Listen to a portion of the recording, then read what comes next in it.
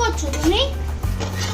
এগুলো দেখ কি বলতো, কি এগুলো? এগুলো কাঁঠালের বীজ। আগের দিন সেই কাঁঠাল খেয়েছিলি, হ্যাঁ। সেই বীজগুলো ভালো করে ধুয়ে একটুখানি রোদে শুকিয়েছিলাম অল্প একদিন। তারপর এগুলোকে দেখ ভাজা করছি। ও, এগুলো আবার ভাজাও খায়?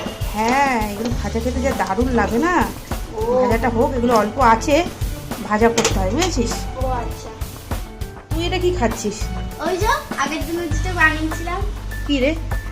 আরে ও। সেই আইসক্রিমটা, এটা রাসনার অরেঞ্জ ফ্লেভার দিয়ে বানানো। আগের দিন তো আমপানা ফ্লেভার দিয়ে বানিয়েছিলাম। কেমন লাগছে? বাদামের মতো খেতে ভালো। এগুলো কি? এগুলো দিয়ে কি হবে? ওই দেখ কি, এই যেগুলো